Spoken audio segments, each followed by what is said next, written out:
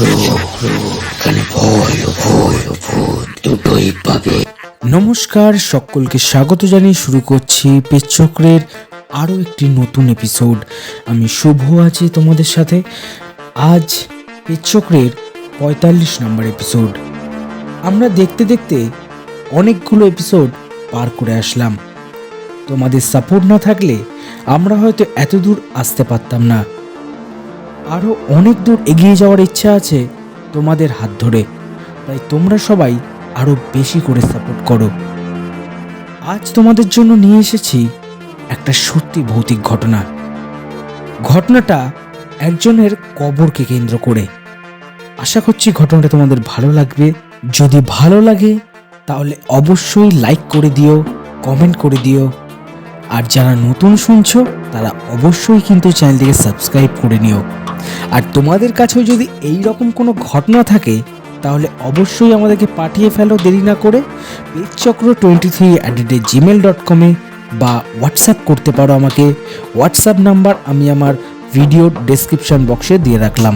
তাহলে দেরি না করে ঘটনাটা শুনে নেওয়া যাক।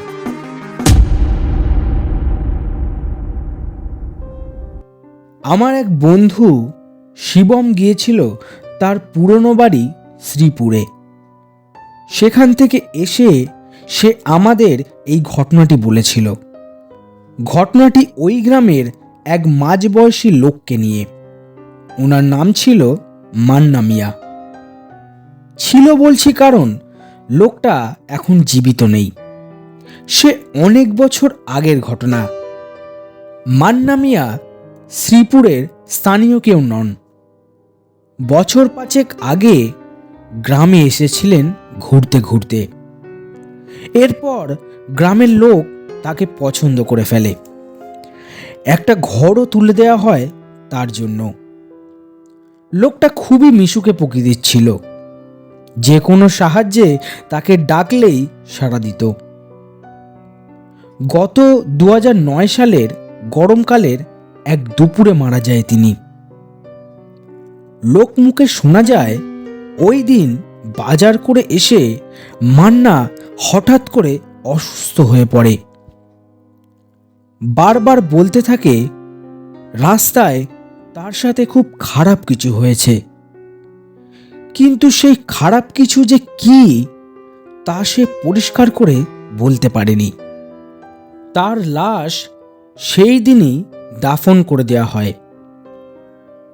গ্রামের রীতি অনুযায়ী গ্রামের মানুষজন তাদের কবরস্থানে শুধুমাত্রই নিজেদের ফ্যামিলির মেম্বারদের জন্যই জায়গা রাখেন।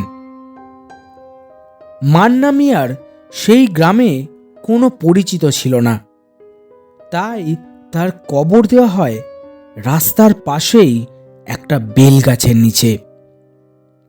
তার মারা যাওয়ার কারণ কেউ আবিষ্কার করতে পারেনি, হয়তো চায়নি। আমি হয়তো বলছি কারণ মূলত এইখান থেকেই নানা ঘটনার শুরু। আমার এক বন্ধু জাভেদ আমাদের বন্ধুদের মধ্যে সবচেয়ে সাহসী। তার খুব ইচ্ছা ভূত প্রেত দেখবার, কিন্তু বেচারার খুব কষ্ট যে জিন ভূত তার কখনোই দেখা হয়নি। শিহাবের কাছে ঘটনাটি শুনে সে লাফিয়ে উঠল। যে করেই হোক তাকে সেখানে যেতেই হবে। এর কারণে ছিল লোকমুখে শোনা মান্না মিয়ার কবরের রাস্তায় নাকি প্রায় রাতের বেলা কাউকে বসে থাকতে দেখা যায়। কয়েকজন তো হলপ করে বলেছে তারা মান্না মিয়াকেই দেখতে পেয়েছে। এর চেয়েও ভয়ঙ্কর ব্যাপার হলো মান্না মিয়ার কবরের ওপরে নাকি একটা কুকুর শুয়ে থাকতে দেখা যায়। কুকুরটা কোথা থেকে আসে, রাত শেষে কোথায় যে যায় তাও আজও কেউ জানতে পারেনি। এমনকি দিনের বেলা কুকুরটাকে কেউ কখনো দেখেনি। প্রতি পূর্ণিমা রাতে কুকুরটা কবরের পাশে বসে কাঁদে। যারা রাতের বেলায় গ্রামের বাজার থেকে আসে তারা অনেকেই ওই কুকুরকে দেখেছে। মান্না মিয়ার কবর যেই রাস্তায়, ওই রাস্তাটা এখন প্রায় বন্ধ হওয়ার উপক্রম। এই কথাগুলি আসলে জাবেদের মাথা খারাপ করে দিল। শিহাবের এক কথা, জাবেদও নাছরবান্দা পাবলিক। অনেক কাঠখড় পুড়িয়ে শেষমেশ ওরা যাবার প্ল্যান করলো পূর্ণিমার রাতে। এতে কুকুরটারও দেখা পাওয়া যাবে। জাবেদ আর শিহাব দুজনেই যাওয়ার কথা ভাবছিল, কিন্তু শেষ মুহূর্তে শিহাবের আর যাওয়া হয় না। জাবেদ একাই যায়। জাবেদ যখন সেই দিন সেখানে গিয়ে পৌঁছালো তখন প্রায় রাত 1টা। সে দেখে রাস্তা পুরো শুনশান, কিন্তু পূর্ণিমা থাকায় চারিদিক পুরো পরিষ্কার দেখা যাচ্ছে। সে দেখে মান্না মিয়ার কবরটা একটু নড়ে উঠল। কেমন একটা বিচ্ছিরি গন্ধে জাবেদের গাটা গুলিয়ে ওঠে। প্রচণ্ড বমি পায়। জাবেদ ভয় পাচ্ছে, ভীষণ ভয় পাচ্ছে। শরীরটা যেন একদমই থেমে আসছে। হাঁটতে গিয়ে পায়ে পায়ে বাড়ি খাচ্ছে তার। তারপর মটমট শব্দ করে কবরের সামনে থেকে বেলগাছটার একটা ডাল ভেঙে পড়ল। জাবেদ এটা দেখে থমকে দাঁড়ালো। হঠাৎ করে কবরের ভেতর থেকে গরম হাওয়া যেন ঢেলে বের হয়ে আসলো। এমন সময় ঝুমঝুম করে বৃষ্টি নামলো, আর সাথে চলল ভীষণ জোরে ঝোড়ো হাওয়া। এরপর হঠাৎ চারদিক থেকে একটা বিকট হাসির শব্দে তার গা কেঁপে উঠল। সাথে সাথে বয়ে চলল ভীষণ ঝোড়ো হাওয়া। একেবারে গাছপালা ভেঙে পড়ার মতন দশা। হঠাৎ এই অবস্থায় একটা বিকট হাসির শব্দ শুনতে পেল জাবেদ। অবস্থার বেগতিক দেখে তাই দৌড় লাগালো হাঁপাতে হাঁপাতে। দৌড়াতে দৌড়াতে সে একজনদের বাড়ির সামনে গিয়ে জোরে জোরে তাদের দরজায় ধাক্কা দেয়।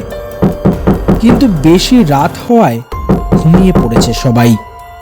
তাই সে নাকি সেই বাড়ির গোয়াল ঘরেই রাত কাটিয়েছিল সেই রাতে।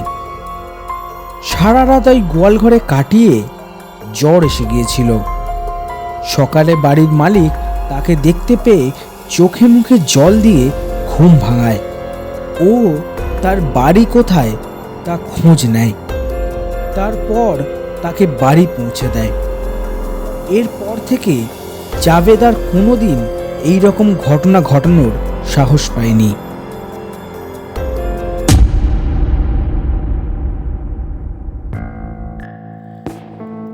তাহলে কেমন লাগলো ঘটনাটি তোমাদের?